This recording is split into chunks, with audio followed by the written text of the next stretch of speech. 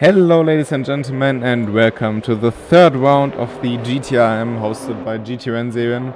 I'm Lino and I'm joined today by a beautiful man called Ilya Dorosakov. Many of you might know him already. Yeah, good evening everyone. It's a big honor being part of my very first broadcast. Side by side to Lino as an expert, we can say. So expert, I don't know. Yeah, he will try commentating for the first time actually. And yeah, I'm sure it will be pretty interesting as well, because we've got Interlagos up next today. And sorry for the background sounds, but it's just a bit buggy at the moment for me. So we're having quite a few issues here. But anyway, we can expect a lot of great racing today, I can assure you that. And we are also very close in the championship as well, so that will be very interesting. So before we move on, Ilya, do you want to introduce yourself or tell us something about you? I think there's surely not much about me to say. The people know me, I guess, around the community. And yeah, fast on the track and good there.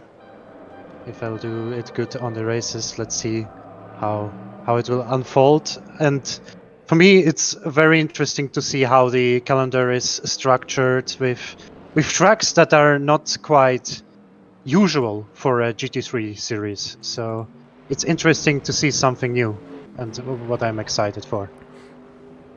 Great to hear. Yeah, I think basically anyone knows. I mean, you are driving esports with TCR and stuff, every ranked event, won multiple big races. So I think you could be like that very good expert guy in the back. Well, so I wasn't too wrong saying this title. Maybe too early. We will see how it will reflect. But surely I can maybe see some inputs and sharing it, what I see from my perspective. Indeed. So, yeah, this time we've got Interlagos. I will tell you about the points table in a few minutes, so you can get a bit of a picture going.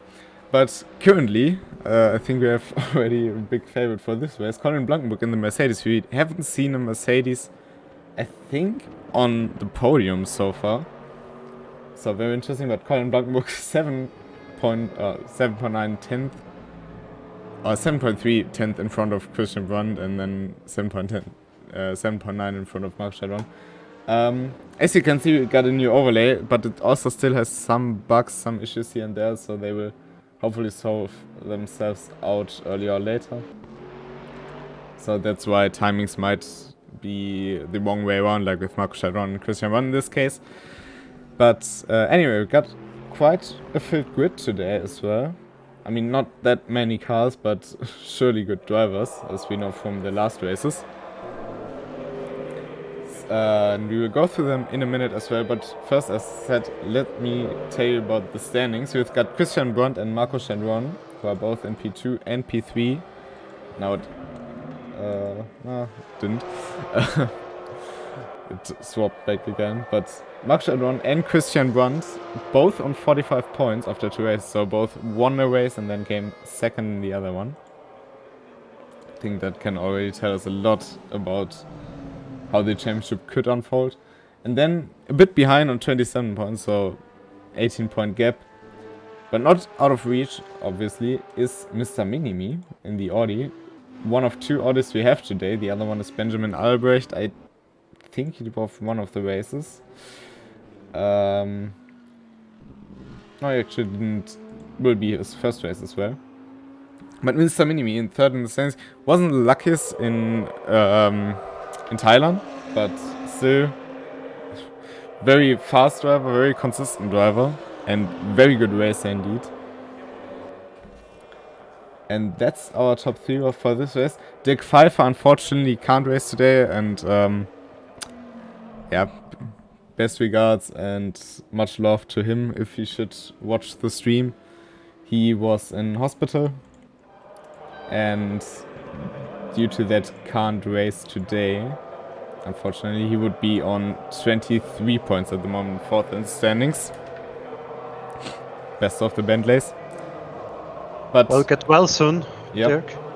fast recovery, and hopefully we'll see you back on Twitch as well very soon. So, yeah, what do you think after seeing some laps, some qualifying standings? No surprise to me. A quick guy, Colin Blankenburg, he was already 8 tenths quicker than Cherdron. Did he actually improve a bit, or was it exactly 79 hundredths of a second? It was the same. It was the same. Okay. And it's no surprise to me because he was very quick in the NGK esports in Spa. He promoted himself directly into the finals in P3 in the standings and was really on par with the pace with me and Kunze.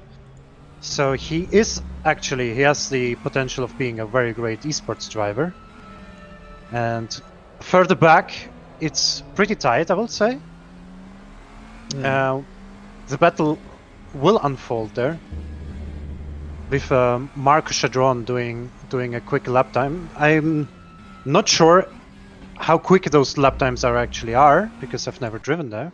But seeing those lines and seeing how Marco Cherdron, I'm just watching him, how he is taking the last corner, he's doing a very good job.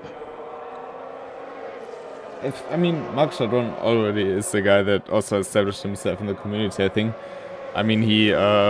He's not only in gt-rennserien active, he also drove KCG events. I think you might remember his race at Road America with the 720S. He had good races in the ranked 2.4 hour and other special events as well, with usually underdog cars as well. Running sometimes in the top 10 if I remember correctly. So there is a very fast driver on every track basically, so gt-rennserien is not only fast in the Nordschleife, that's what I'm trying to say. And he also improved last lap, now 6.8 tenths behind Colin. But obviously this is also important for the championship between Marco Cherdron and Christian Run, because both are on 45 points. And Colin Blankenburg hasn't had a race finish yet, so he is still sitting on 0 points.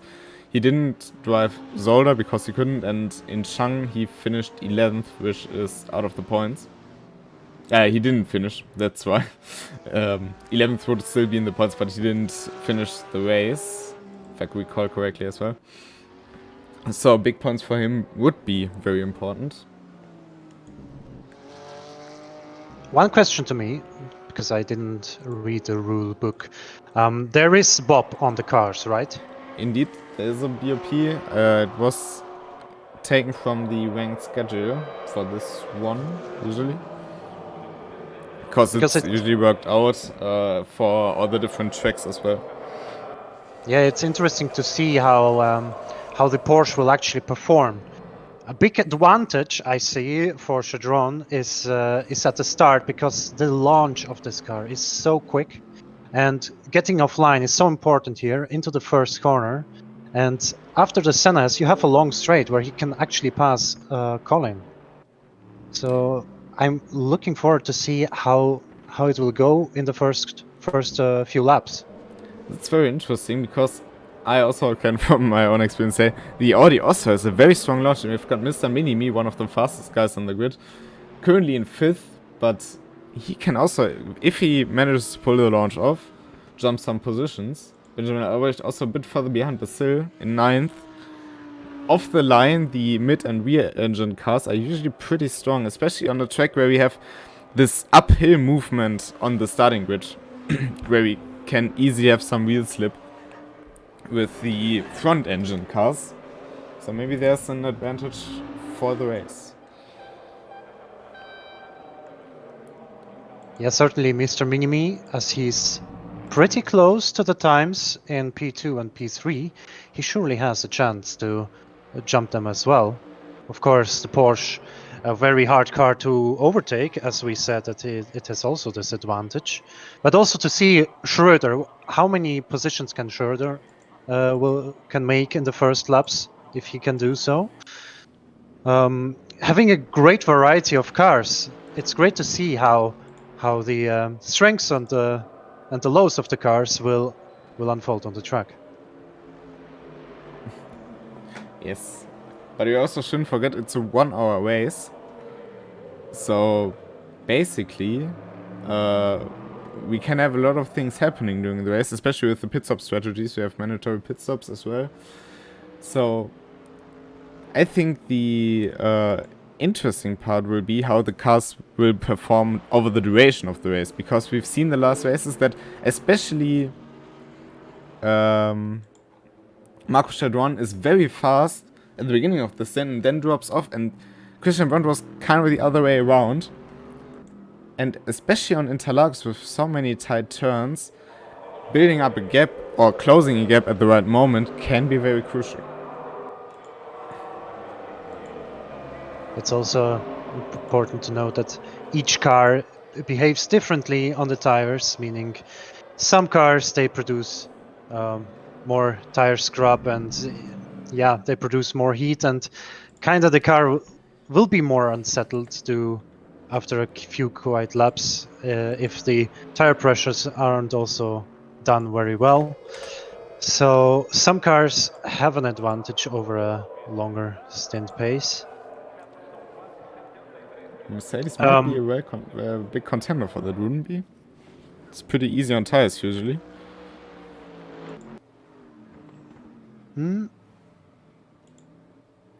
After the new physics, I'm not sure. Also, question about it.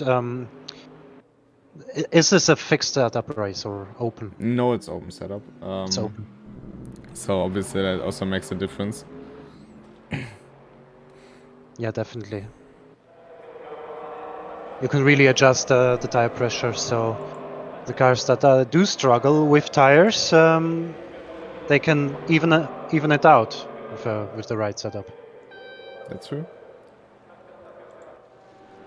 I'm just having a look at the standings. We've got 1 minute in qualifying left. Colin Blankenburg will not be able to finish that lap. Marco Cherdron might be able to. Mr.Minimi is now at the exit of, I think it was turn 12. So he will definitely finish that lap. We have pretty tight field between P3 and P6, if I'm looking correctly. All within 1 second around that measure. Henrik Newland, also now qualified. P8 for him.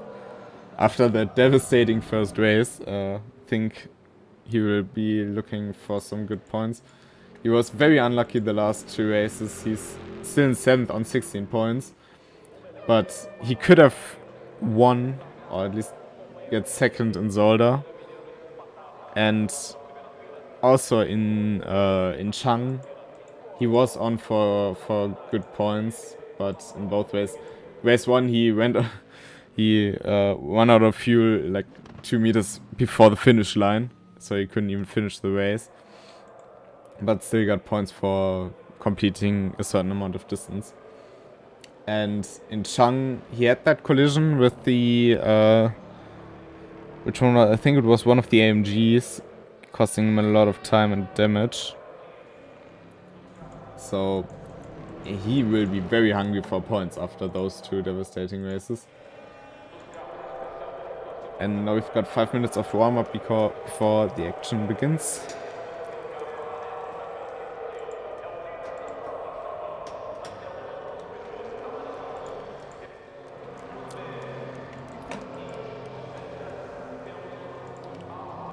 Just having another look.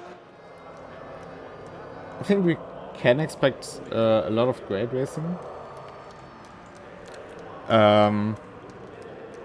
We also got people like, we haven't talked about, Stefan Teuber, Albrecht, Gynäkologe, Sargmeister. They all put up great performances in Chang. Also Marcel Löcken, who is starting, I think, 7th or something. He will probably be again what he did in the last race, just being consistent. He didn't really have much of a fight. I think he had a battle in Chang, but he mostly drove on his own, but still he managed some good result, and that made him 5th in the standings, 7th in Zoll and 4th in Chang. So consistency definitely pays off. And also, don't worry if timings are incorrect or something. This is, I think, this version just got released a few weeks ago or days. So there are still some issues when the game is trying to sort the lap times out. We also can't access all options because that is a bit bugged, unfortunately. But I'm sure we will find some solutions for that. So just for info, during the race it should be fine. There usually aren't problems with that.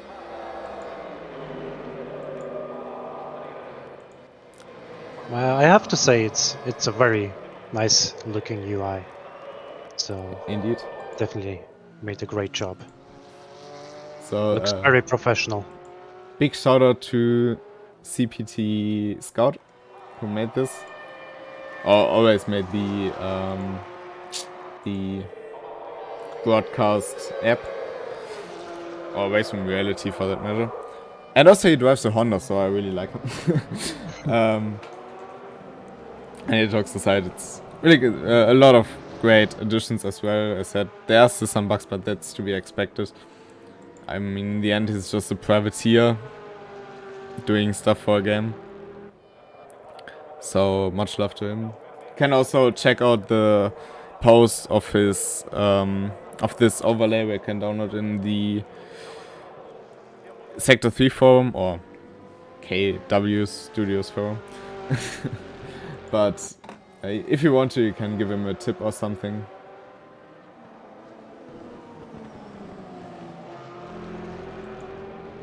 So feel free to check that out. And also, greetings to Colin, Van Benny and Charlie Monk already in the chat. Good to see you and good luck for the race as well.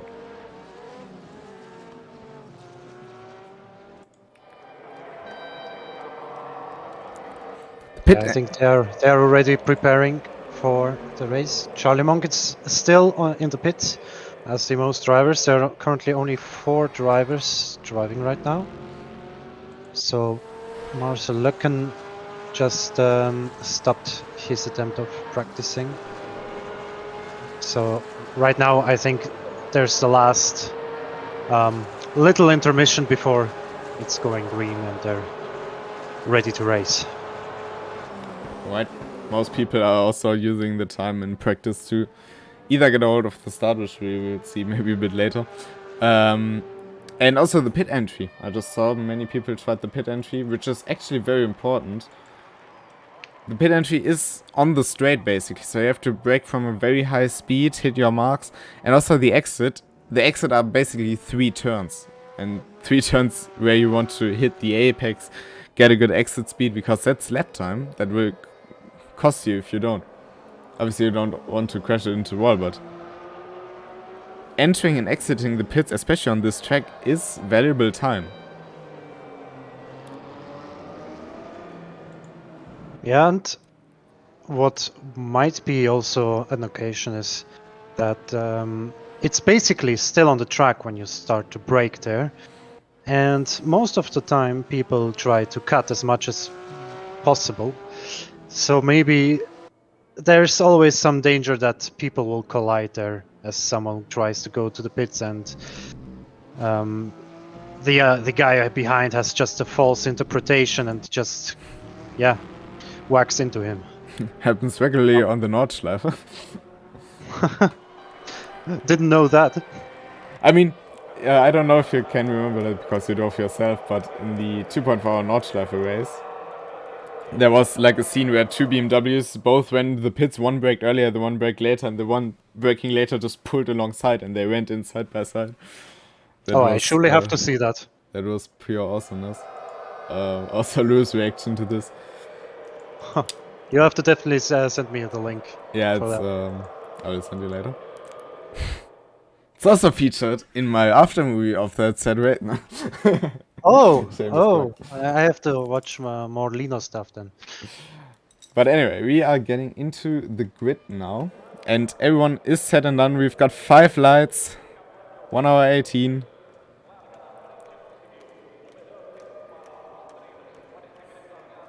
And we've got very long red lights. And lights are out. And Colin Blankmook has a good launch. Marco Cherdron not. Oh, I just completely forgot we have a man. Oh, yeah. I'm just like completely in my own movie at the moment. We've got. Yeah, I was shocked. Yeah. Oh my god. It's late in the day. I had a hard day at work. Don't judge me. I was thinking like, whoa, what is happening? Why is everyone starting so slowly? Obviously, as per usual for gt-rennserien, we have a manual in-lab. That's the same thing we feature in KCG, but they had it first, I think. So we do have one lap manually. People can heat up the tires, and we will get into formation at the exit of turn 12 or the entry of turn 13, however we would like to interpret it. And then Colin Blankenburg, once close enough to the start-finish line, is able to call when the race is green or not. So he will basically be the green light. So please ignore what I said. You can also encourage me to out VSC. This overlay. It's also quite funny. But yeah, obviously we have a manual in lab and stuff. So yeah.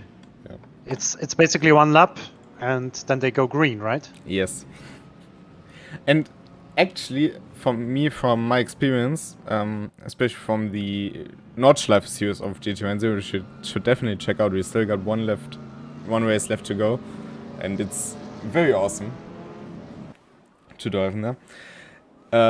It makes an actual difference if you use the in-lap or not, because heating up the tires and especially heating up the brakes, we will be able to now hear a lot when all the cars are stamping on the brakes, just trying to get heat into the brakes. It makes, in the GT3s not as much usually, but in other cars it makes such a big difference in terms of braking performance into turn 1. And doing it right can really result in you actually gaining a lot of positions there. And you can see, especially on the cars of Marco Cherdron, Mr.Minimi, they are now holding the brake to heat it up, overheat it actually a bit, so it doesn't get cooled down too much for turn 1. And now we are getting onto the start-finish straight, and from this moment on, it's Colin Blankenburg's call to green-light the race, basically. And we go green. Colin Blankenburg pulled the trigger and starts in front, and Christian Brandt also stays in third. That will be very important for him. That was a very cautious start. Everyone is giving so much gap. So just to have a breathing space.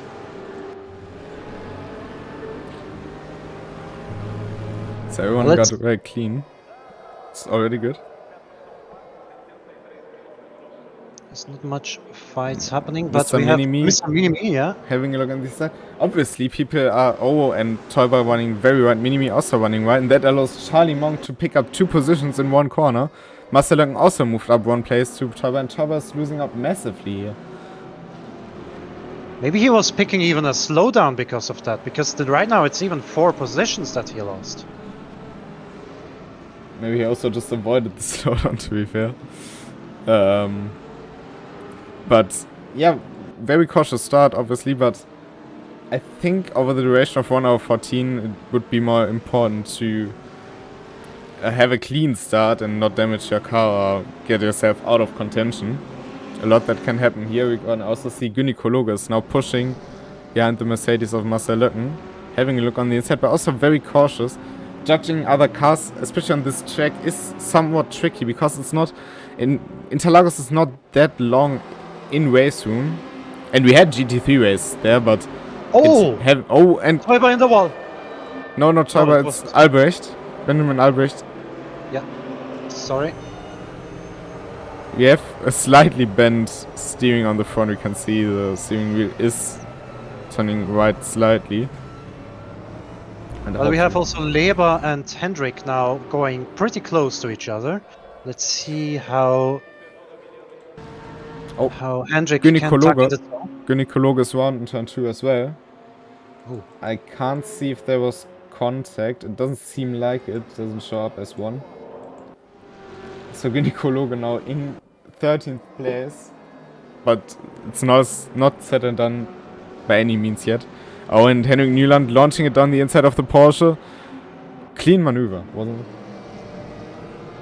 While Teuber has already gained back 2 positions.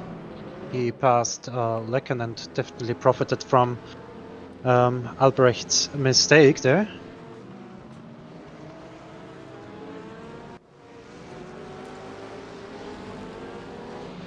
But also Henrik Nyland started from 8th actually, up into 4th position. So he definitely made a run for it, and he really wants to get those points he lost. But for now we have Blankenburg pretty dominant in the lead, already in this 4th lap now starting. Oh, and Albrecht hard hit the wall in turn 12. Not sure what happened there. But it seems like he has a lot of issues with this car. Yeah, probably definitely picked some damage there.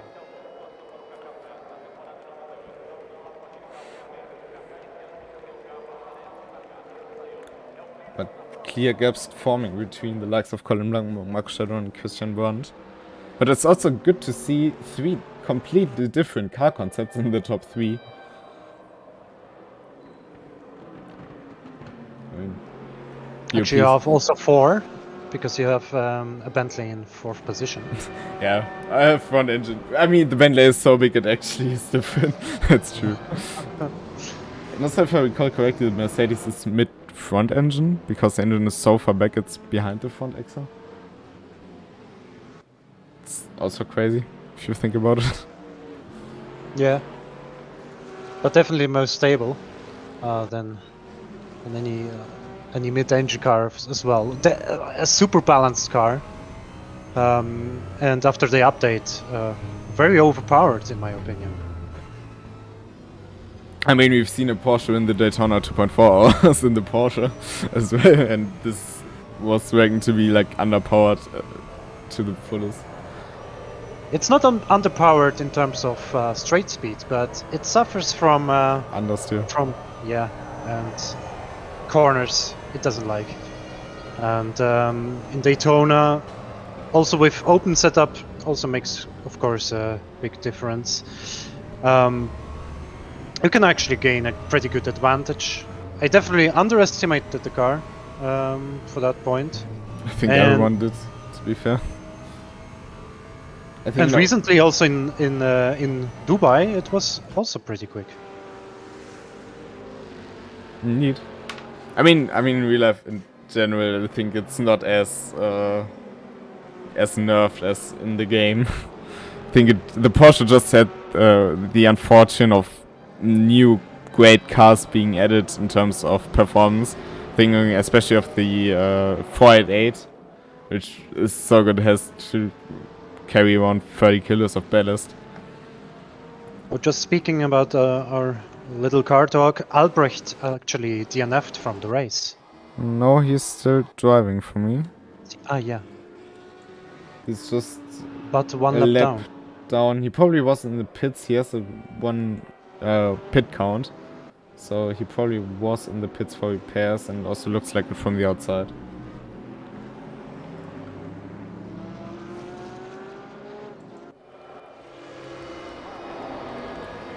We also now got a graphic to indicate how many positions were gained and lost. It's also pretty neat.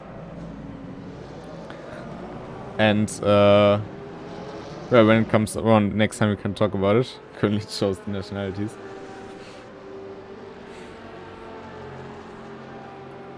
Also, Mr.Minimi, he is we can say he's a very quick driver, and he has really trouble actually keeping up right now with Charlie Monk.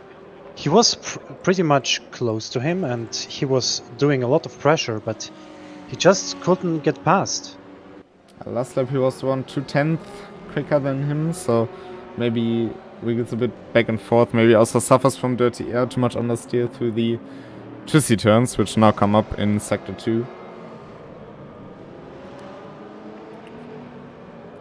I mean, the Porsche, not Porsche, the Ferrari and the Audi are pretty evenly matched, I'd say.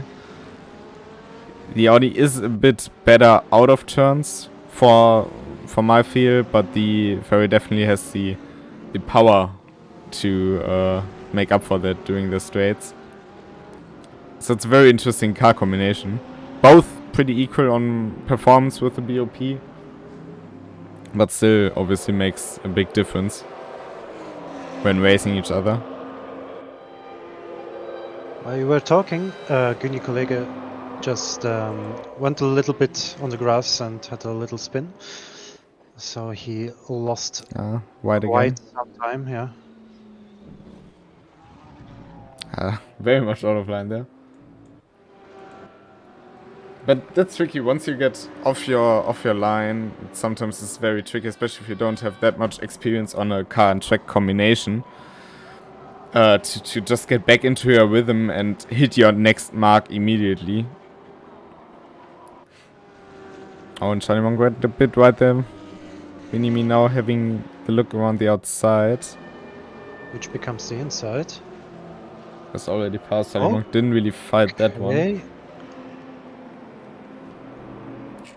Was that a slowdown, or did he just give away position because he thought like, I think fighting for that, it's maybe too much time loss? I think it was second. No, you got a slowdown penalty actually. Just didn't show up on screen.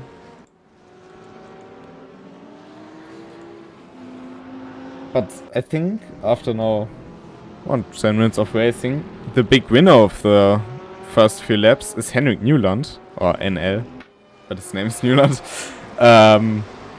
Into 4th position, started from 8th, and he's also chasing down Christian Brunt. I think he's slightly faster. Let me just check the lap times. Christian Brunt's lap time was a 33.191. Henrik Newland's lap time was a 33.1 flat. So slightly faster, and over the duration of the race, with the McLaren having the tire wear that it has, this might be a shot at the podium for Henrik Newland this time.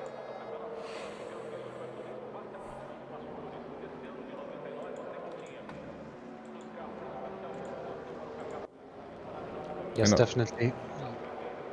He's doing some very beautiful lines, and he's keeping up pretty well. So, as you said, a big surprise. Bentley had over the past years pretty much problems with the handling. It was quite loose on the tail, but the car behavior changed a bit, and maybe overall the performance is pretty good right now. It's stable, it's quick. It's quick. It never was the quickest, to be fair, but you shouldn't forget it's a beast on fuel consumption. You can save so much time in the pits by not having to refuel nearly as much as any other car, especially compared to the V10s of the Audi or the Ferrari V8. This engine it basically wants lean mixture on rich mixture, which doesn't mean it doesn't have power. On the straight up until 265 it pulls like God knows what, but it is so low on fuel consumption that it can, even on a 1 hour race where you have, or 1 hour 18 race which we have, where you have to refuel maybe 20 liters or so, it can save you 1 second, 1.5 seconds in the pits alone. So very strong car in long run events and endurance races. Yeah, and if they are running like that, having the same gap, maybe he can jump both of them and be able to under or overcut them and be in front of them. I think he also pulled that off in Zoll. I mean, he didn't have enough fuel in the end, but I think that was more to a calculation mistake. And his gap also was massive after the pit stop, so I already wanted like was a bit weird, but it would still have been enough if he refueled enough for the race to finish. But Colin Blankenburg just running away at the moment. 5 seconds over Marco Cherdron. Yeah, so far his performance is definitely very great, and I don't know how much he prepared for this event. I don't know how overall how the Mercedes performs, but we know how good he is. We know how well he's performing, and especially in the Mercedes.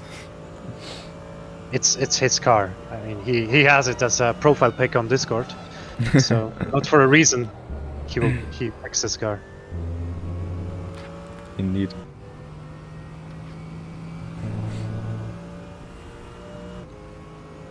Also super consistent. And also very drifty at times, as we just seen.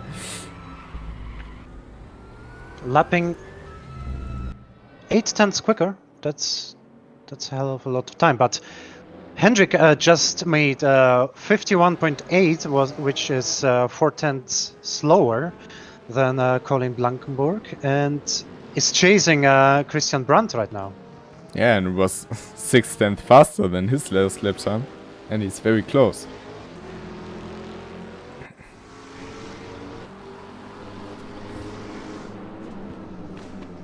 It will be for me interesting to see. Oh, I just want to say it will be interesting to see how the car performs in the top speed, especially in the slipstream, if he can actually make it pass. But okay.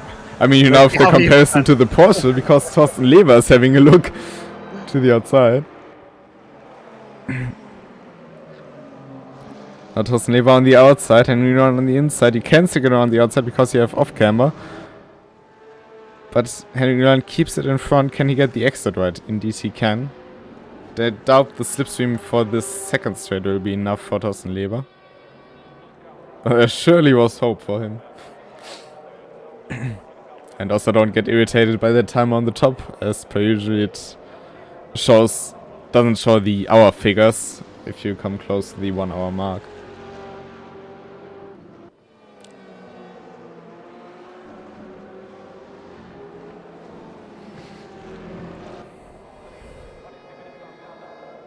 Just thing I also want to mention, Gerd Schröder. He's having a very quiet race. Certainly not the quickest, but still picked up 3 positions. Just by lapping consistently and not making mistakes. I hope the commentator's curse doesn't apply now, but still very good progress, and I think 10th still gives you a lot of points. 6 points. And it would be his second 10th position finish if it finishes like this. Maybe he also can improve.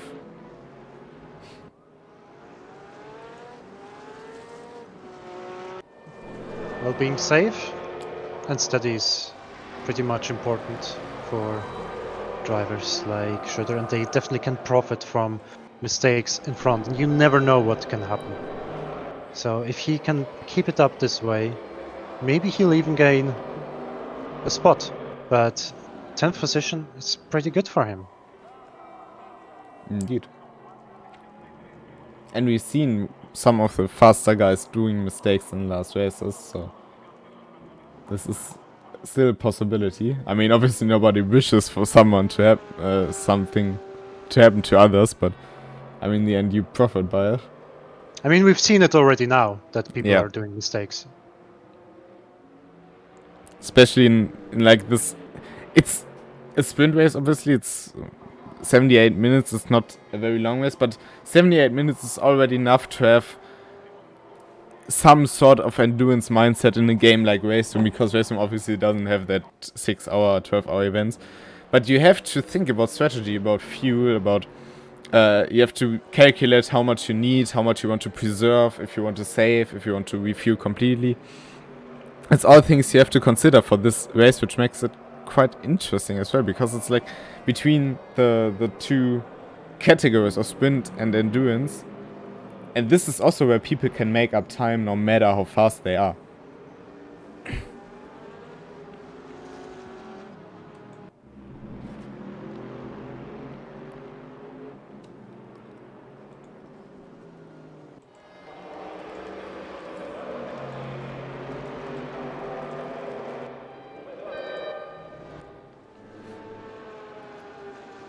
As we're now seeing, Henrik Newland definitely seeing it as a sprint, taking as much curb as possible, sausage curb as well.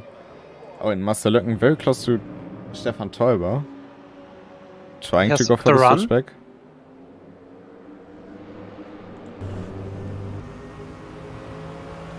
He has a good run on him.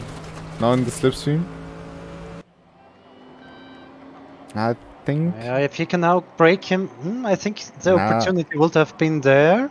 Now Marcel is not someone who really goes for a move unless there's a big opportunity, which obviously has its advantages. He rarely has any collisions at all because he's that cautious. On the other hand, obviously, you don't get as past as fast as if you just go for a move. But still, very cautious driver, and I think it needs drivers like him as well. It doesn't mean he gives up a position. He will defend and will do that in a fair and square way.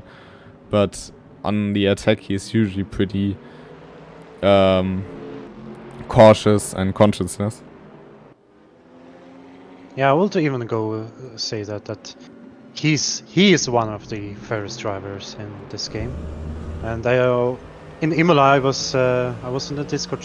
It wasn't Imola.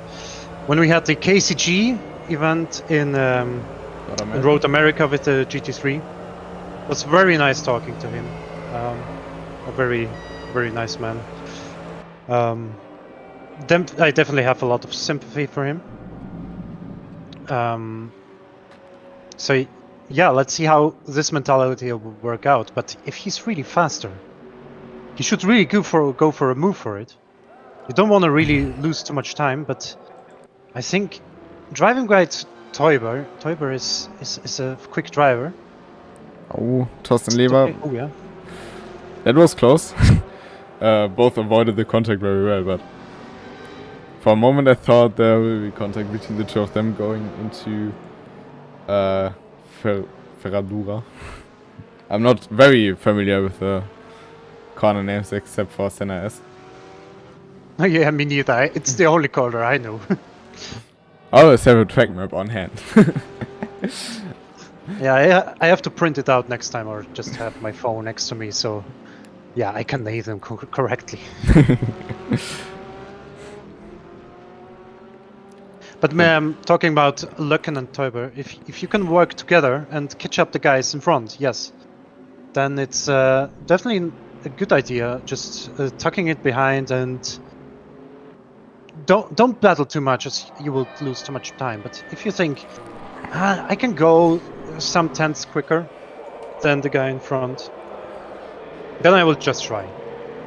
I mean, it's the same strategy used by Dirk Pfeiffer, basically. Dirk Pfeiffer and Mike Bartman.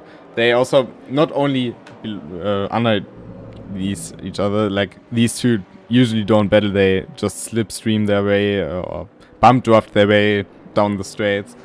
But also with other people they know, for example, like me or Florian Aaron or anyone, they also tend to rather work together, and it helps them a lot. I mean, you can see it by the results, how many positions they both make up in a race sometimes. And you don't have to worry about any stupid attacks from behind if you see one of them behind. Even though they are sometimes very close behind you, you don't have to worry about anything. And it's the same with Marcel Löcken. If you have the Bildschirm Mercedes in your rear mirror, you don't have to worry about anything happening. It's not like he doesn't do anything, but he won't do anything stupid. That's what I try to say. So it gives you a very convenient feel, and if you want to race him, you still can race him very cleanly. And it's the same with basically anyone in this league, to be fair. It's not just him. But he is like somebody who does that to an exceptional level, I think. So we have Gynekologe around in that same corner, turn 6 and 7. Not his day so far. But as long as he can finish, he will still get the points. Interesting will be to know how... Oh! He's spinning it again. And definitely with more damage this time.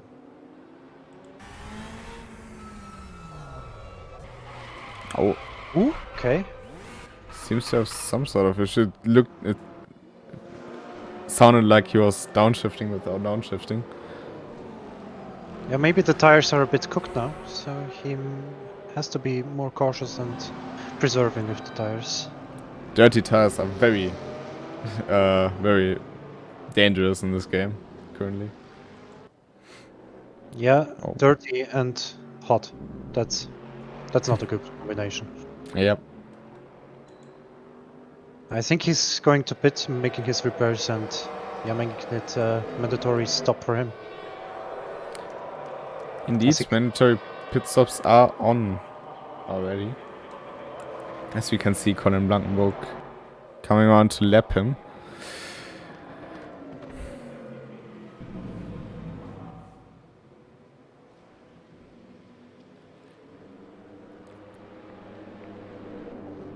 We were talking about that that the Bentley will have a advantage in the pits, as the Bentley doesn't need as much fuel as the other cars, and so far the gap is pretty steady.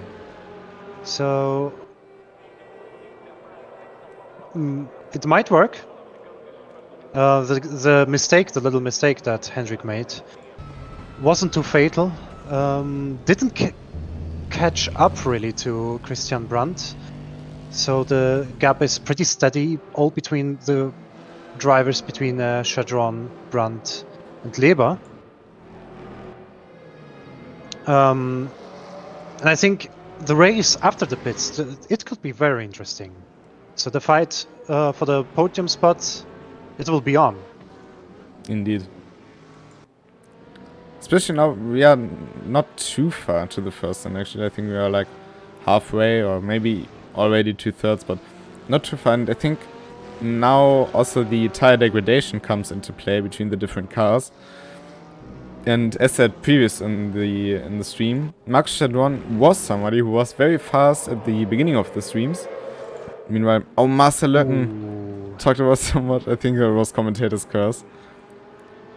Is that the exit of turn 10? Well, no, what this is surely know 10. that was a very heavy impact. If we see the front of the car. Yes. And I think he will take the opportunity and will just go to the pits and repair the car and have his mandatory pit stop. Pretty sure of that as well. Was the exit of turn 9. Very easy to lose on a front engine car, in my opinion, there, because you have this weird combination of camber track, and he actually stays out. So maybe it's just visually not appealing, let's say. But you can see here in Colin, you go then suddenly uphill. It's a bit like in a Rouge with the compression, and then you lose a lot of downforce on grip when you come to that part where it flattens out again.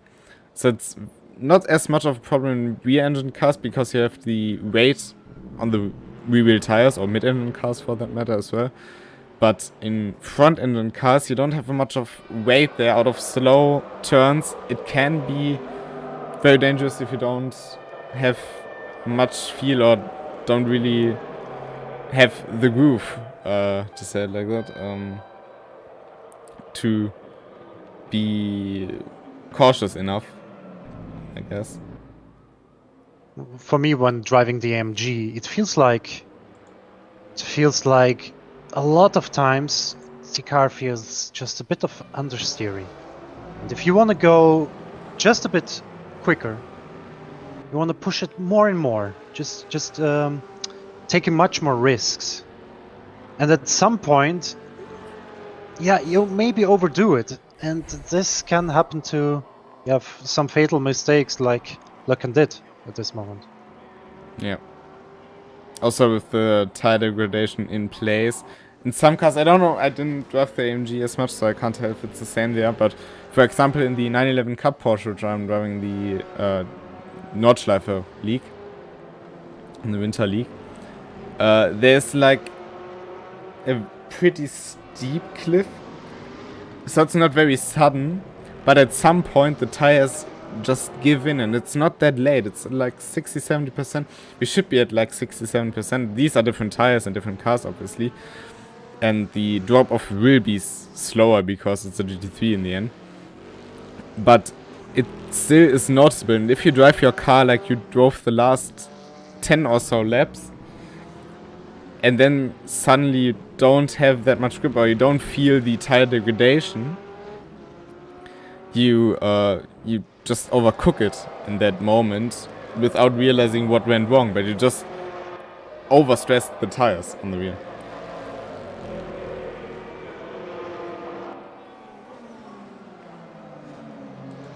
Yeah, and if you have like maybe ambitions just to give an improvement, or just hang on to the guy in front, you cannot do really too much of mistakes. And with these cars, if you're just a little bit out of concentration, if you lost it a bit, and you're in that tunnel, and everything happens automatically, it's so easy to do that mistake.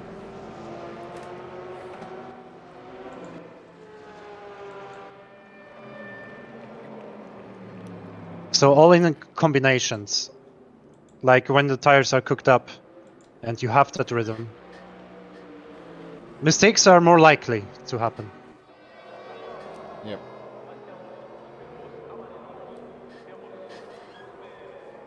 Also seems like Benjamin Albrecht is also currently on a good pace.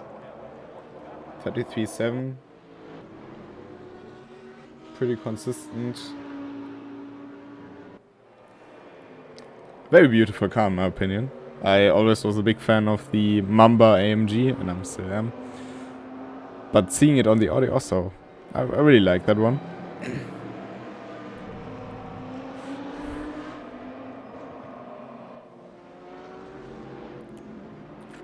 Quite unfortunate for him that the mistakes in the early stages of the race put him down so far at the grid that finding another spot will be a very big task, if probably impossible at this stage. But I think it's always important to just focus on finishing if you're in that position. So obviously you can't do much about your position, but just finishing gives you quite some points. I can look up what it will be in third position. At 13th position, it will still be 3 points, and might not sound like much, but in championship where you have 5 races and a maximum of 25 points, if you then have a good result, 3 points can be a big difference, and especially on the lower end of the championship table, of the championship standings, 3 points can make quite a big difference. It would be currently the difference between, for example, 13th in the standings and 11th. So you can gain positions because of the small points, and there are some people, even though they are usually in the minority in the communities. Oh, and as we talk about it, he has another spin. It's unfortunate.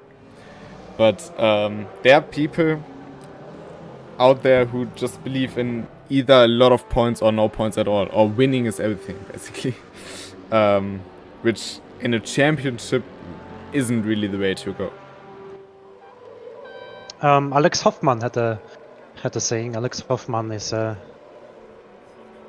retired MotoGP rider from the 2000s. He said, "You don't win championships in your good races. You win championships in your bad races.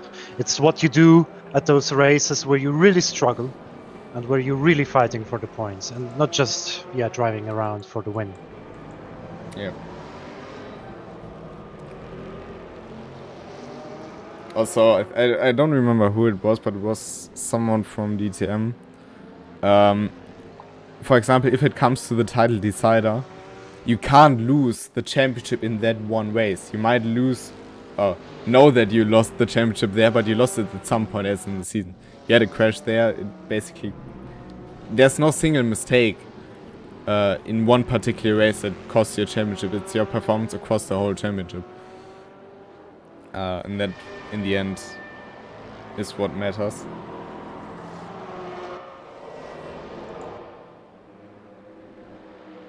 It's just, mostly if you lose that championship, you blame it on the very last moment that you lost it. Yeah. Or one particular moment that stands out. Yeah.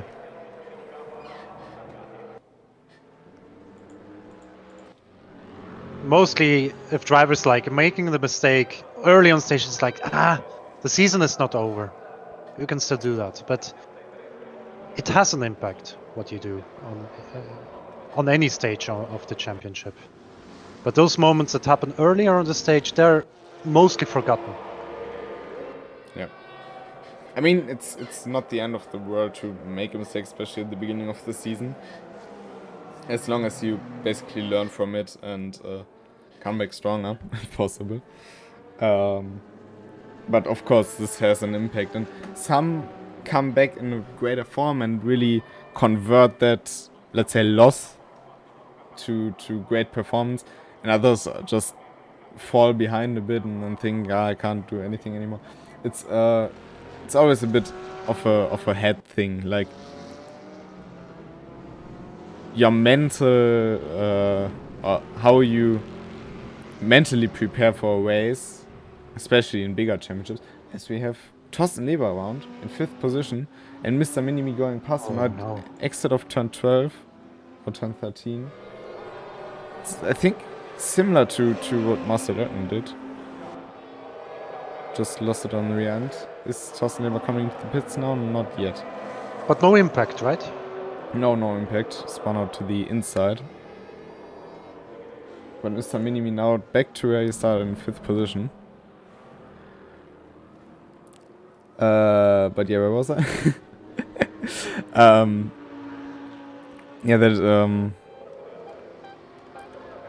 That if you go into a race thinking I have to do this and this, you might cook and then can't come back, so on and so on. So there's a lot more to it than just having one mistake during a season and say this was it. Yeah, and you can't just blame for that mistake or for yourself or the team. It's a big part of it. You have to see it as a whole. So, just going back to the fight for 2nd position, of course it changed as Thorsten Leber actually spun, but in between Cherdron and Brandt and Hendrik, they are still pretty steady on the gap. Didn't really had change there. Yeah, the lap times are all within, what, 1.3 even less now. They're actually pretty. Marco Cherdron last lap 132.432. Hendrik last lap 132.429. So it's 3,000s between them. Christian Brandt's last lap was a bit out of him, like 1/10, but before that lap he also had a 4 something. So very, very equal on pace. I also saw they had a lap before with 4.32 again and 4.33. So they all just settled in and now will be very interesting after pit stops. Yeah, and definitely very consistent, as we can say. For me, what's interesting to see how Charlie Monk is doing. He fought back and he is keeping also pretty well with the guys in front. So him going also doing very consistent times, and having actually just shy away from the 31s from his best time. He also could be an option for a top 5 result here. Yeah, also, if you think about last races, in Zoll he had a lot of struggles with the car. I think he spun out multiple times and stuff. In Chang, he already was much more consistent. Also had a nice fight with, I think, Marcel Löcken. Both finished in 9th, so he's on 14 points because 9th position gives you 7. Actually, he started on 10th in both races. I think this race he started a bit further up in 7th, which he currently also still is in. So this might be a good curve, like progression curve. I think you will be looking forward to this if we can keep it up. But so far it looks very decent. He doesn't push the car too much. Just doing his lap times, which are 32.88, which are pretty good. For example, Mr.Minimi is also lapping on 8.22. Marcel Löcken and Gerd Schröder both in the pits. I'm quite surprised that Löcken actually is going so late into the pits. With that damage, I would have gone a bit earlier. I don't know, to be fair. It's if you don't feel the damage too much in your lap times and in driving the car, if you can still drive, if you still feel confident in the car. He didn't refuel also, just noticed. Maybe he also fuel safe in that, but we'll see later. But if you still feel confident, you can extend the run, and if you pit earlier because of the damage, you shouldn't forget that you also will have bad tires to the end of the race. So, or worse tires at the end of the race compared to everyone else, and also could be a bit more dangerous to have those worse tires in the end. We have also Cherdron in the pits now.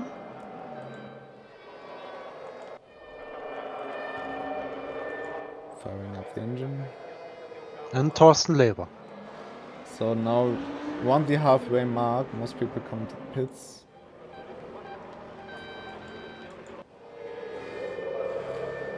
Now, also coming out without having traffic in your way will be very interesting.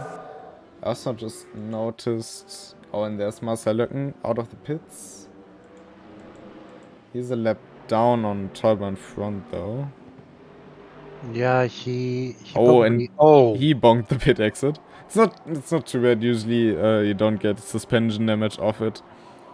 Like you do if you do it too hard, but that warring, you can get away with it. You don't want to do it, obviously, but it's not like it will completely destroy your one. Let me just take Cherdron out of the pits. Without anyone near him, that could be very good for him. Was Meister in the background?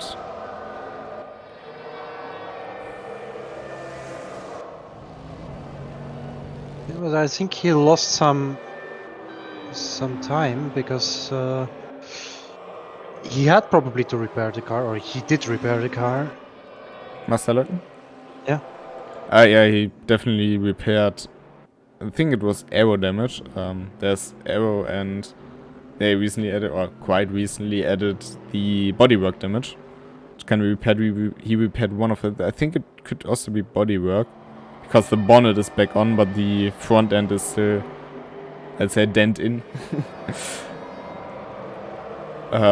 So one of those he repaired and Tolber now into the pits.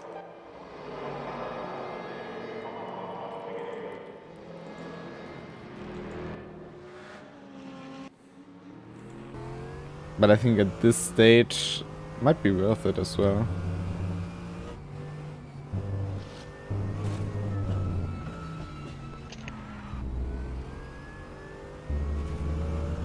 Lost around 6 seconds to get Schröder.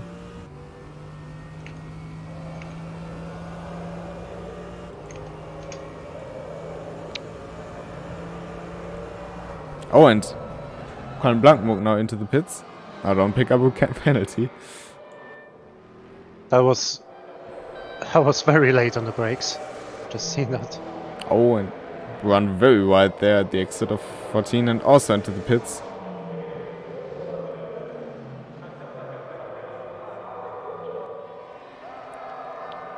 Could also see Run breaking very late, Newland not taking that much of a risk. Minimi also into the pits. And Hendrik.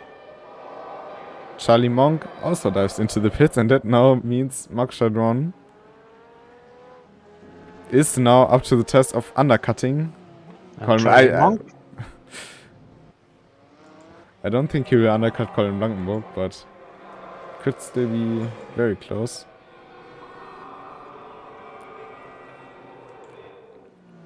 Now out of turn 12.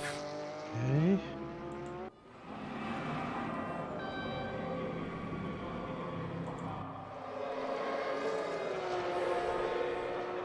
Colin's got it. It's actually an interesting way to see who's going out first out of the pits. Who has the shortest pit stop here? Actually, also coming out easily Brandt. in front of Brandt. But Brandt extended his lead over Newland, I feel like. Yeah, that's quite a lot. And 8/10. Minimi out of the pits, Monk out of the pits. Sargmeister into the pits. Monk and Thorsten Leber. And there's also the ferry of Gynekologe. Now in front of Monk.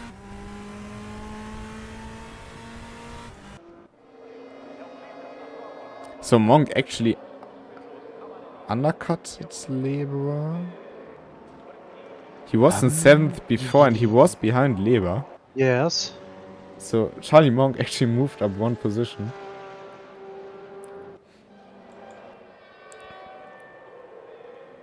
But I think it's due to Leber's side.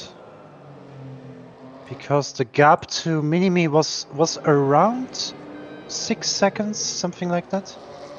If I'm not wrong. Either he did a mistake or he went different on strategy. I mean, maybe he also tried to start with a lower fuel to be fast in the start, and then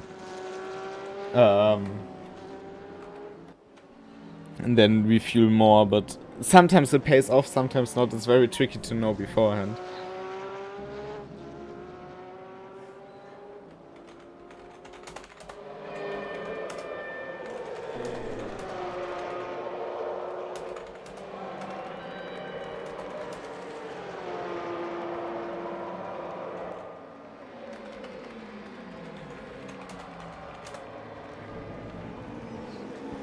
Yes, as we were speaking, Bentley's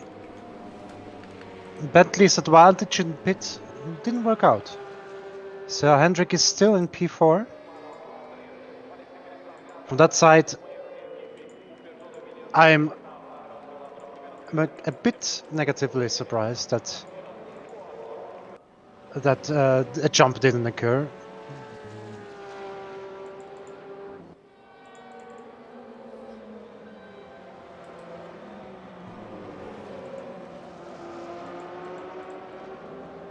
Our race is not over, and still 2.5 seconds. That's definitely to catch in the last 30 minutes. Indeed. Also, everyone did the pit stop by now, and Marco Cherdron is 4 seconds ahead of Christian Brandt, so he gained 1.5 seconds on him, which is very interesting.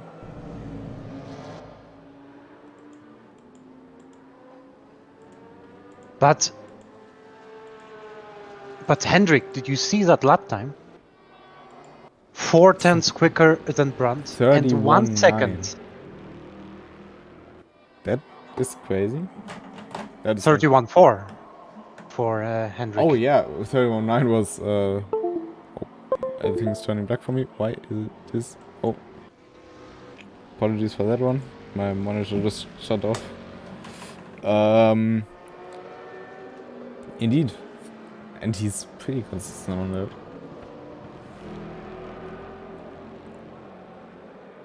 So now with the lower fuel and the better tires, the times will drop very quickly. So maybe Cherdron actually made some kind of mistake that he fell down. And maybe for the tires advantage, maybe the Bentley just drives a little bit better than on the older tires. So maybe it's his time to actually hammer it. Indeed. I mean, we'll see this lap time, but he already made up ground in 2.2 seconds behind. It's less than before the pit stops already. Cherdron found the pace again, but still way quicker. So another 3/10 to Brandt. Yeah, and 1.5 to Marco. So Colin Blankenburg getting closer to lap Marcel Löcken.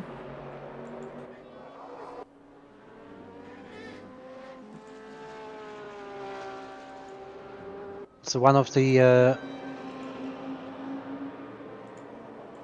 other situations, and a bit of a surprise, Charlie Monk is pretty even with Thorsten Leber, and as I was speaking about him, Thorsten Leber actually spun. And big jump over the sausage club there on coming back. And now Stefan Teuber with the run.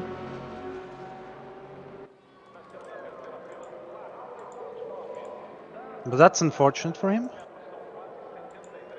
Stefan Teuber up into 7th. I think Thorsten Leber might be able to get the position back. But yeah, I think Thorsten Leber, he proved that he is fast and someone to reckon with in competition. I think I saw him the first time in KCG at the Road America event. And in the WTCR Rank Championship. He is fast, but he also isn't immune to mistakes.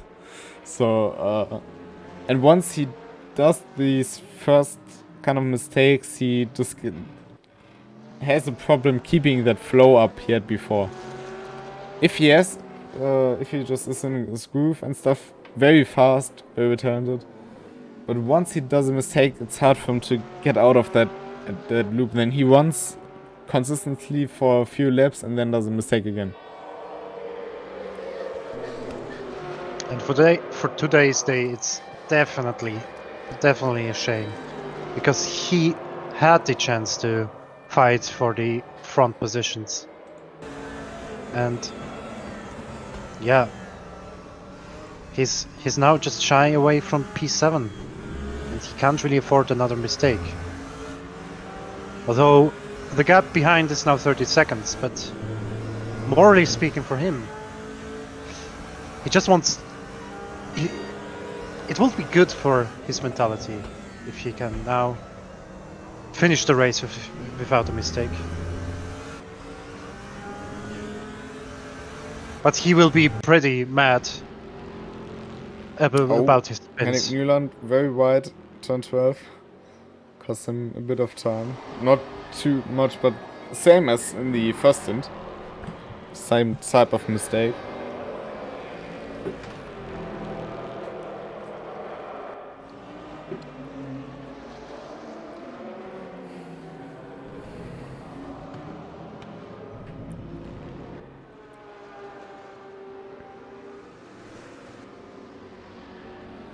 And slowly, Löcken is catching up Schröder.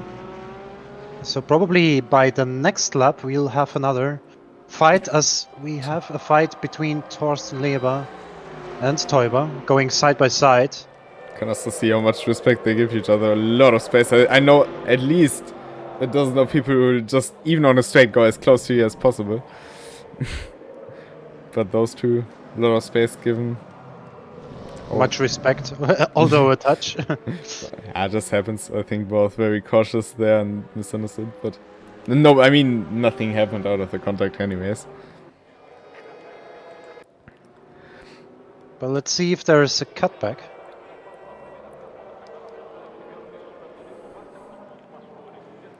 think there was a possibility to dive bomb there, but obviously Torber and Toslever are both not people who do it. I know myself. For me, it's for me it's too appealing to not do that. Depends on the situation for me. That was just my internet cutting out a few seconds ago. Don't worry. But yeah, for me, sometimes I just try to eat it, and if I see the chance and I am confident in my pace, but sometimes I'm like, nah. Well, good news for him. Still 23 minutes to go, so plenty of time to do that actually.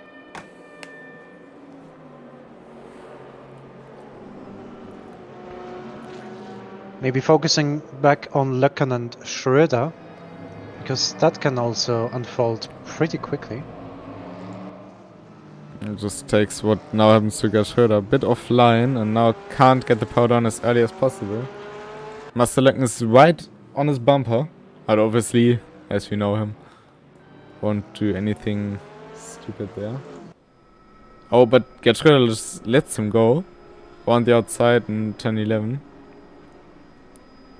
I mean, some racing fans are like, why does he let him pass? But I think if you know somebody is so much faster, I think it's sometimes the better shot for you. If you just want to finish your race, if you know you can't hold the position for another 23 minutes, which is quite a lot of time.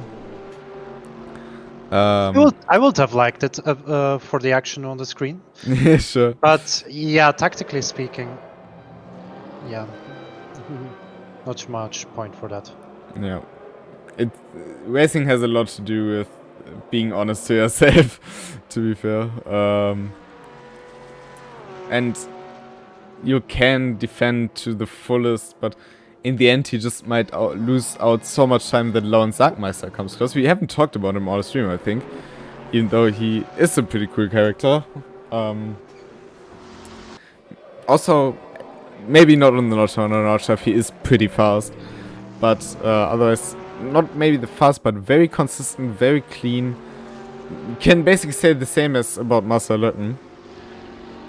So, really great guy. Can you also tell by this, leaving a lot of space for Marco Cherdron for slapping him. But he's in 11, started 12, and he just wants to finish the race as well. But if Gerd Schröder would have now fought it out to as much as possible against Marcel, he just would have lost out this time, and 10 seconds might seem like much, but when you defend very hard, which you have to do if you're on the deficit in terms of pace, those 10 seconds are gone in no time. And we have to watch out for the top 10 spot, because for the moment...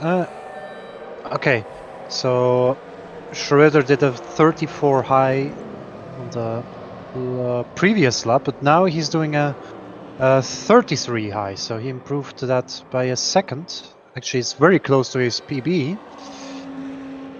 I was just thinking that maybe Sargmeister can actually catch up to Schröder, but for as it stands now, it's looking good for Schröder for the top 10 spot. I'm pretty sure both are pretty happy with just finishing this race, to be honest. I talked about it with Lawrence some point, and he's a very chilled, very laid back type of guy. So I'm pretty sure he's just enjoying himself, having a good time on track. Oh, he's pretty new on the game. I've never seen his name actually. He's not new, but he's not as present as other people are.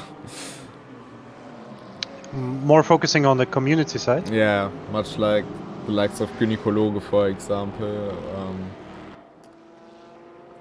I think there are quite a lot of people who are very community focused. A bit right there. Which isn't a bad thing in my opinion. It's just like you don't see them in ranked as much or in other competition, because they're just not that interested in it's different. You you race different in ranked. Ranked is much more rough and competition focused and not as much racing focused at times, and some people just prefer racing in communities. And for me, I mean, I think it will be quite similar for you. Driving ranked is usually the most fun with the people you know. So for example, recently I had a race with Christian Götte, Sven Mackenberg, Gaspar Miss, and it was a fun time because I know those people. It wasn't because necessarily it was ranked. I like ranked, I like the ranked mode, but it was more fun because of the people I raced with. And in the community you always know who you are racing with.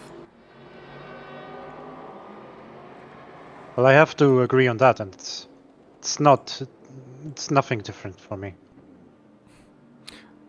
Just looking at Colin, this damage you see on my screen is not real.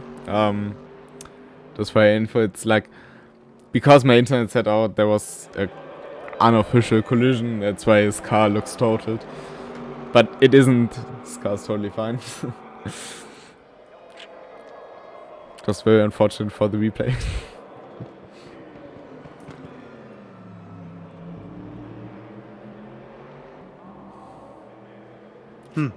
Strange occurrence. Yeah, it just happens, so I know that. My internet isn't the most stable. It's also unfortunately why I can't stream Race Room while driving, because I just get kicked out of the servers.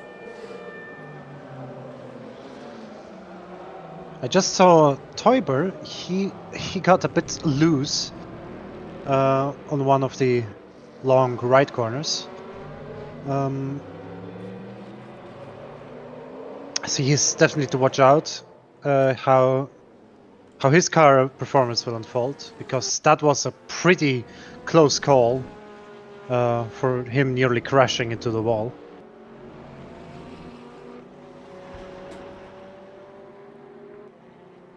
I mean, it's time for the late game by now. The Mercedes is quite shaky apparently. He has some, I don't know if that's an issue for me as well, but it looks like he has some rear damage. Do I see that correctly? For me, I can't see anything there, really. Okay, maybe... Yeah, maybe it's a glitch from my side. Or from my side. I mean, there are some scratches on the side. Scratches occur in this game when you have some sort of contact, but it's not like hard contact, they occur very fast.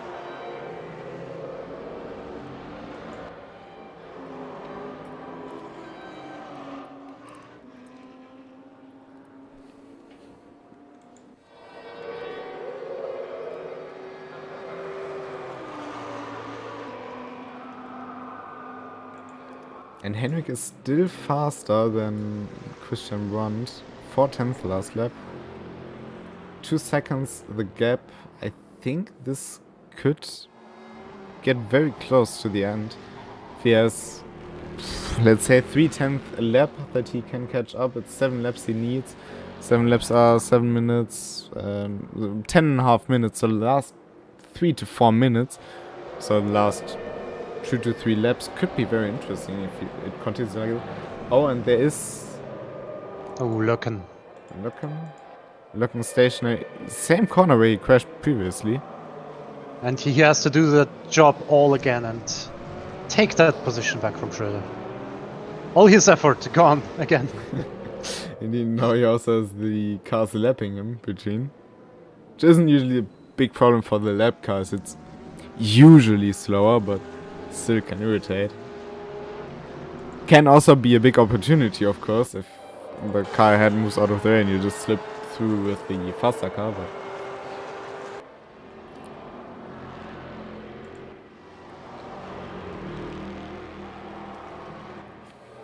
let's watch the lap times this time. Brandt 9.71, Hendrik 7.75. It's 2:10. Actually, Cherdron didn't lose any time. He got his time invalid, but the spin by Löcken didn't really put him out of rhythm. But again, Marcel Löcken. Yeah. Yeah, Right behind. closer Cherdron. further. That's what I said. There's the opportunity with lapping cars in front of you.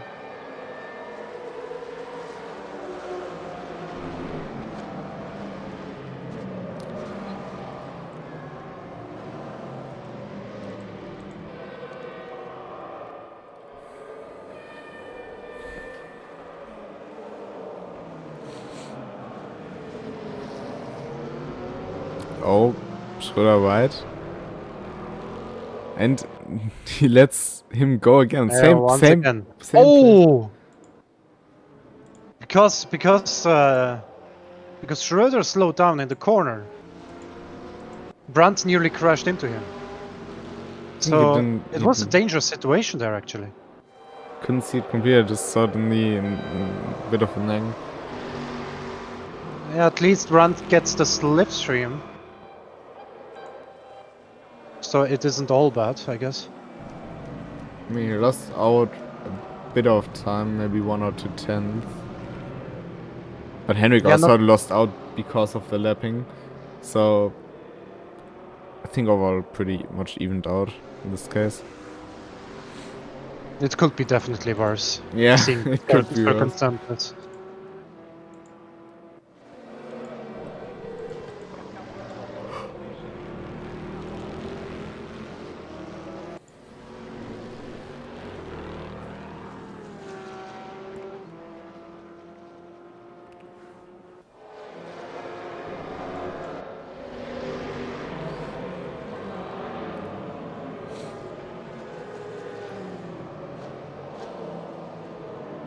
Marco actually lost out quite a lot.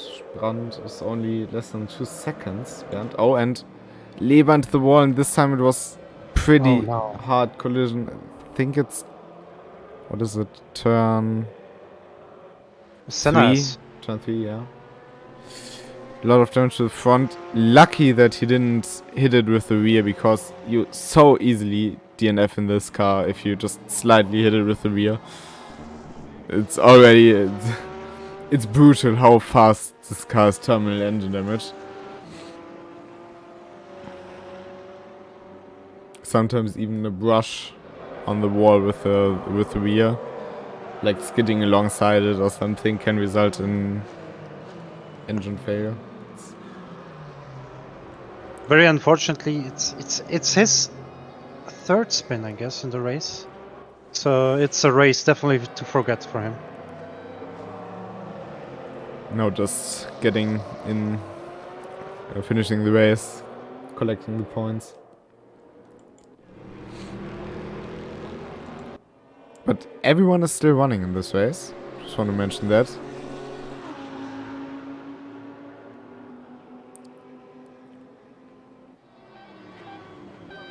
So we don't have a single DNF so far.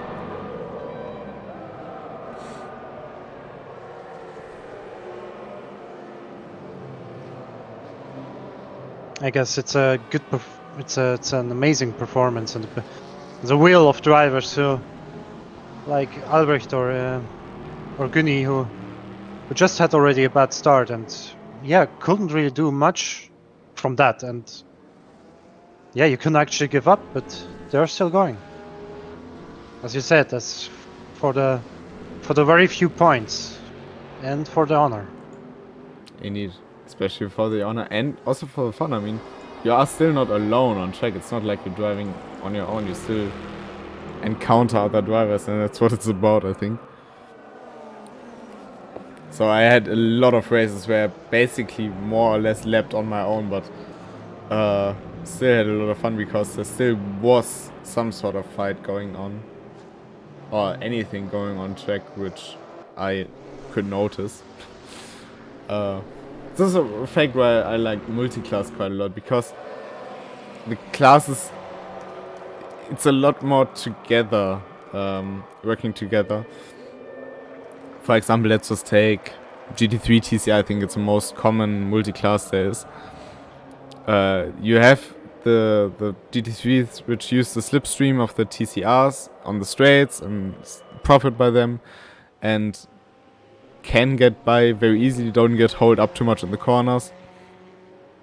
And the TCRs can profit by GT3 slapping TCRs who lose time or gain time and using their slipstream back, especially at tracks like Daytona or stuff.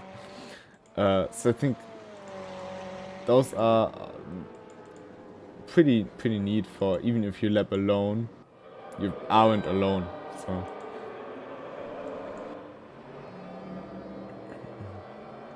Yeah, it was. I am personally not a fan of multi-class because it depends on the field. If the field is huge, then multi-class is always nice to see. Obviously, with 12 people, multi-class wouldn't make that much sense. Yeah, but there's one particular event in ranked racing when I say, oh, I actually love it, and that was the 2.4 hours in Dubai. It was a very great mix of TCR and GT3, and the track suits very well for it. It's very dependent where you host it, and yeah, what the combination of all is, I guess. Yeah. I mean, unfortunately for racing, you can have more than 34 cars without the surviving issues. So multi-class on notch level are possible, which we also have in the Winter League, for example. Works only in some very minor cases because the notch level is just too big for this multi-class aspect to really be a big thing. I mean, we have 2.4 hour races. In 2.4 hours, you obviously encounter each other 1 or 2 times, at least. But other than that, it's for shorter races, even below 2 hours, it's too big and you don't have enough cars. So I think you need a smaller track and a very good combination of cars. But if you have that, I think it's a very great choice to go for. Especially if you have a good quality within the grids. So that you don't have... You can have a wide spread of drivers' pace, but racing quality in that regard is very important, because even if you're slower, you still can fight with another car, because you can follow or you can defend. So that's what I mean by racing quality, being able to actually race and fight and be fair.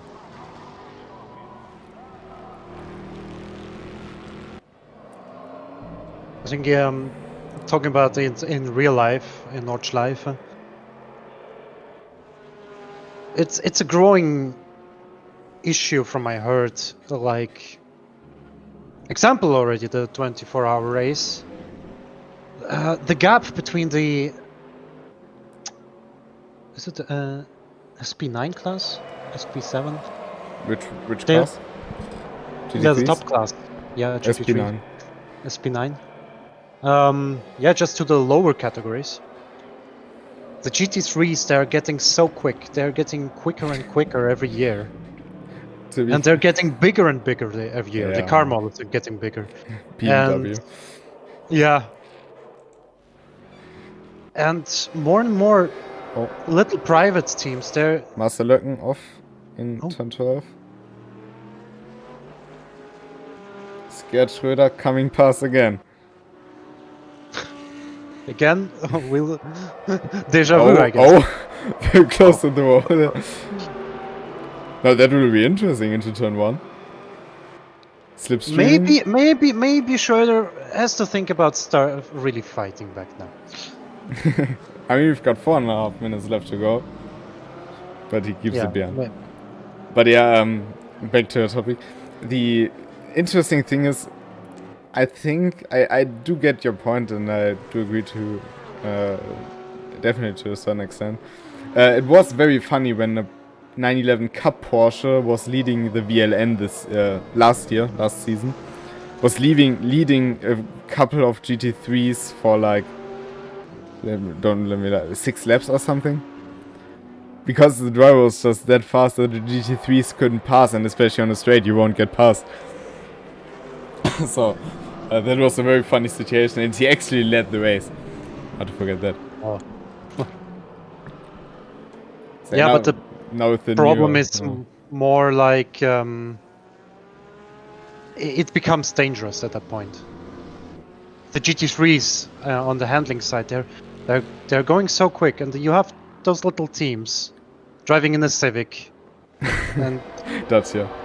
and they're thinking like, "Whoa, fuck! They're coming like a rocket."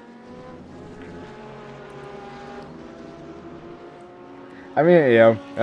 I think on Nordschleife at least there is still a lot of respect between each classes, so I didn't notice it as a problem because we have so many different cars, and sure GT3s are getting faster and faster, but they are also getting not more easy to drive, but at least more predictable, more safer, especially on the Nordschleife, which is hella tricky. But they are, if a pro driver in a GT3 commits to a spot, they commit, and it doesn't matter how fast the car is. The slow driver doesn't have to worry, and the faster cars always know what the slower cars are up to. Anything faster than GT3 would be a bit mental, I agree, but I think so far on GT3 side it's quite fine. Yeah, it was just some stories what I heard that some private teams do start to think about it more and actually thinking about resigning their team in 24 hours because it's getting too scary for them. Definitely understandable. But what's not too scary is that we have the last 2 minutes and we've got, while at the front quite settled in, still got one final fight coming up, I think. Thorsten Leber and Stefan Teuber. Thorsten Leber is a bit faster. Quite a bit, actually. But he has approximately 2 laps to go to catch up and also get past without doing a mistake.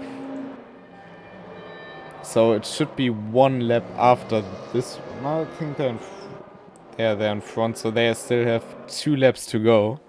They will be the last ones to cross the start-finish line.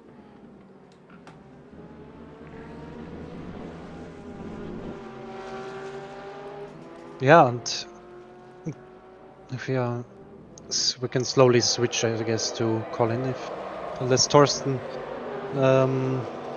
Leber, Teuber fight will actually proceed to a big threat. I think Blankenburg's performance was flawless. Not a big surprise at the end. I mean, I hope he doesn't bin it now in the last lap. That would be a bit. I mean, he's solid. It's a solid gap to Cherdron. So if he really spins, he'll get it to the line. I'm pretty sure of it. And I don't think he'll do that.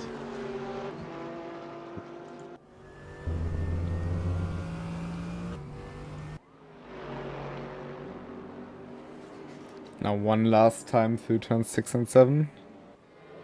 At least I'm pretty sure this time that there's no additional lap. I mean, I also forgot that we have an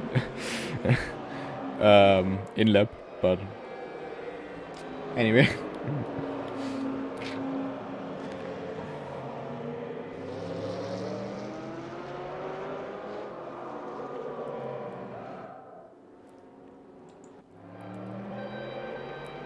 One last time through turn 11.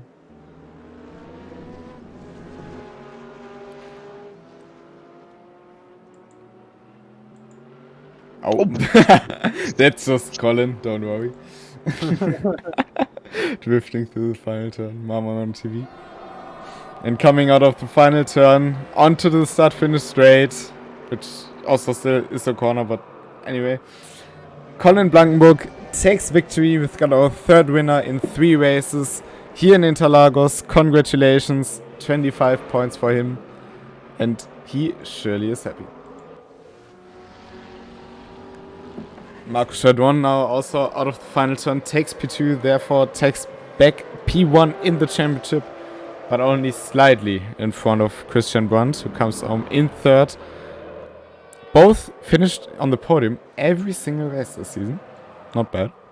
And Henrik Newland for his best finish yet, 4th. Sure, he will be very happy about that. Flashed his lights as well. Did 2 quite minor mistakes, but I think those cost him the podium in the end. Because he had the pace of the rest of the race. He was pretty flawless over the race.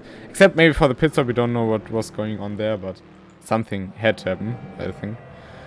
Mr.Minimi P5, Charlie Monk crossing right behind Albrecht, but Albrecht is a lap down. In P6, also very, very good finish. Improved his standing position by 1 point. And then Stefan Teuber and Thorsten Leber. Thorsten Leber does have the slipstream, but I don't think it will be enough for the start finish straight. I was following the fight in the last lap, and Leber came so close. He was really a threat at some point after the Senna S, but didn't take the risk to overtake. I mean, still, P8, take the points if you can get them. So you got Colin Blankenburg in P1, also with the best lap at 33.019. It's 5/10 faster than the second best time. Then Marco Cherdron in the Porsche and Christian Brunt in the McLaren. Henrik Newland in P4 made up the most positions in the race, started on 8th, finished on 4th. Mr.Minimi, I'm sure he will be pretty satisfied with keeping his position. Seems like he didn't feel very comfortable in this combination. But very good result for him. And Charlie Monk, P6. No mistakes made. Congratulations. And yeah, I think it was a pretty exciting race, wasn't it? Yes, we definitely had some fights, some surprising moments. We had a very good battle for the podium spots, and some unexpected moments, some shocking moments with Leber spinning, some big gains by Hendrik, but after all, a dominant performance by Colin Blankenburg. I really hope that at the end that the fight for P2 would really had much more impact for the action, but yeah, I think they just drove very well all together and didn't make a mistake. So very nice performance by them. Just doing a bit of math here with the standings. I think if I'm not wrong, Marco Cherdron will take obviously the points lead for Christian Brunt and Mr.Minimi. Henrik Newland should jump up to P4, and Colin Blankenburg, who hasn't had any points yet, should immediately jump up to 5th with those 25 points. So there's still a chance for a podium, I guess.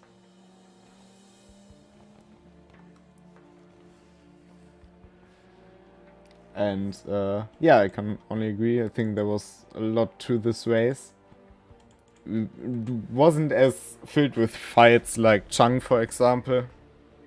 Well, it doesn't have the showdown element of Zoll, but it still was very interesting with mistakes happening because the track was a bit unfamiliar, different strategies, different car behaviors as well. You can look at it, and just very different ways to approach this race, like being more cautious or just pushing like Colin did.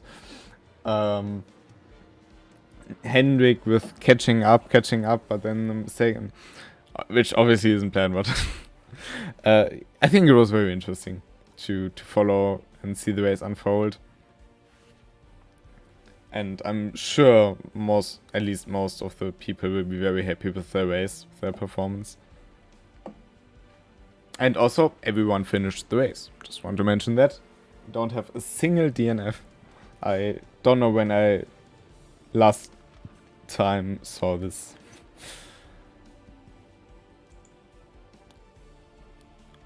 So we have some interesting combinations. I think the next race is Sonoma, right?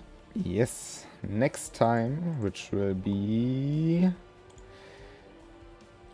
10th of March, so it's quite a long time, but sure we will survive 3 weeks, that should be.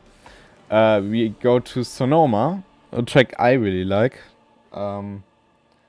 It's Interlagos with more amplitude, I think. Very interesting to race. It's pretty narrow, but it definitely has a lot of overtaking opportunities. We drive on the long variant, so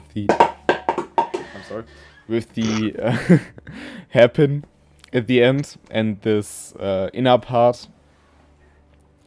And what do you think about the track? Did you drive it before? Yes, I did drive it. I don't think I've driven a race there before, actually. Like, never. I did drive some leaderboards and some practice and some just some random server. And what we can truly say, it's a very demanding track. Yeah.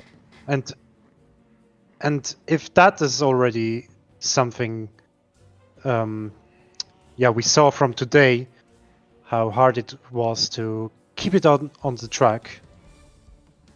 I think Sonoma will be something special.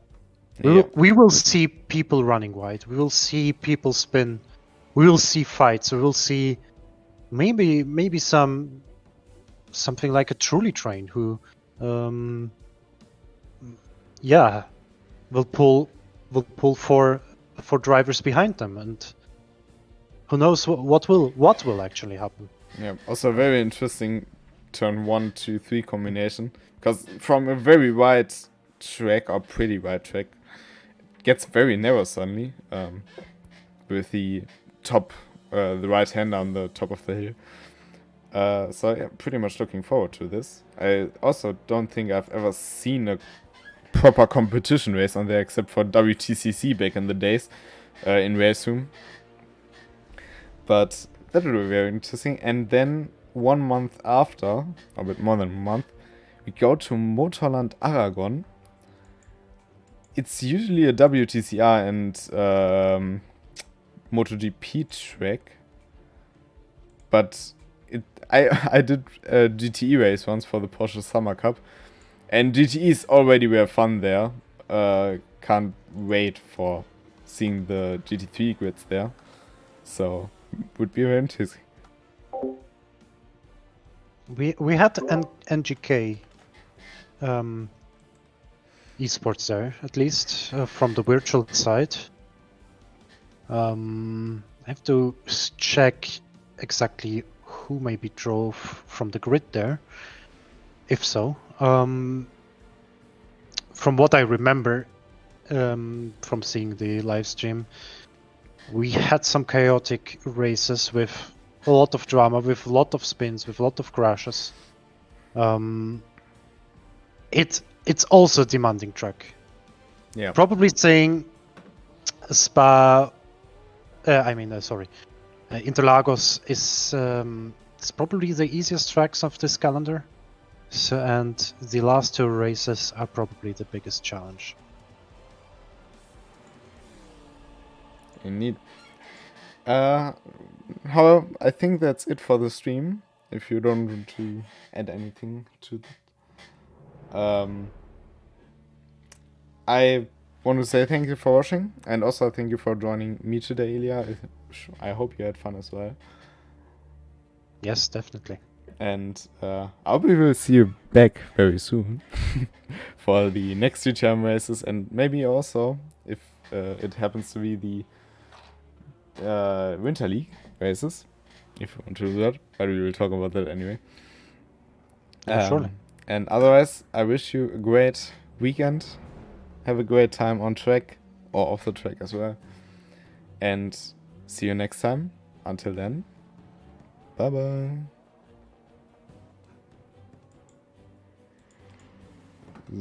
So.